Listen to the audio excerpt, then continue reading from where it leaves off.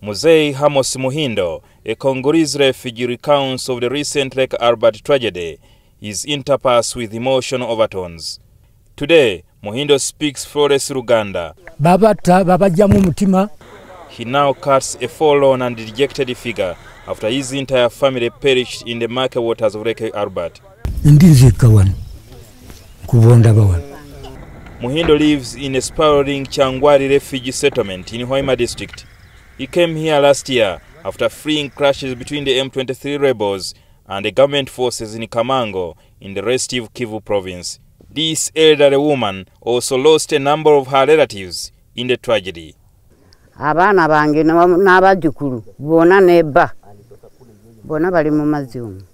The boat survivors told NTV that many of the boat tragedy victims were fleeing the sordid conditions in the camp where they were on the verge of starving. Tunateseka kule Kyangwali kabisa.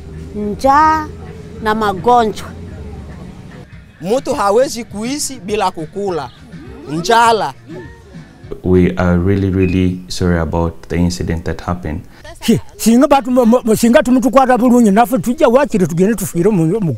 tell the President of the Republic of Congo that in order to solve all these problems we have outlined, we have aired out, it is better for him to fight hard such that he clear all misunderstandings in our country.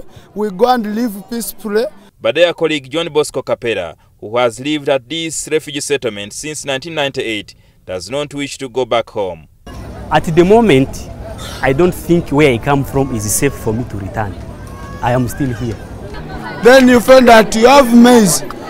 How are you going to eat that maize? Kyangwali refugee settlement Amos Burakiria denied allegations that there is no food in the camp.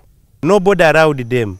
The issue of the documents they wanted to move with, they even said, even if it is your documents, they are here. After all, we don't want them. What we want is to go back.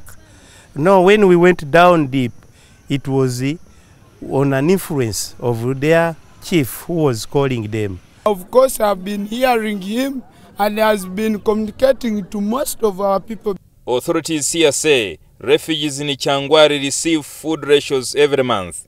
And when you take it on a monthly basis, because food is provided on a monthly basis, for the maize meal, it's about 14 kilograms per person, whether it's a baby, whether it's an old person.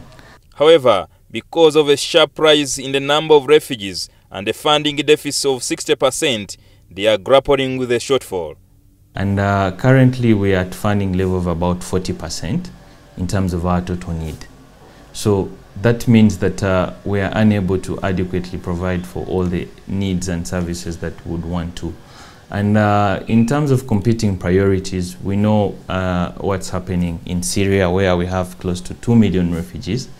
You've seen with the South Sudan situation that was completely unplanned for.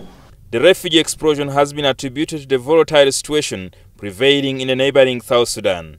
And as the recovery efforts continue, police says they have sighted more bodies floating on the waters as fears merge that the death toll could reach 250.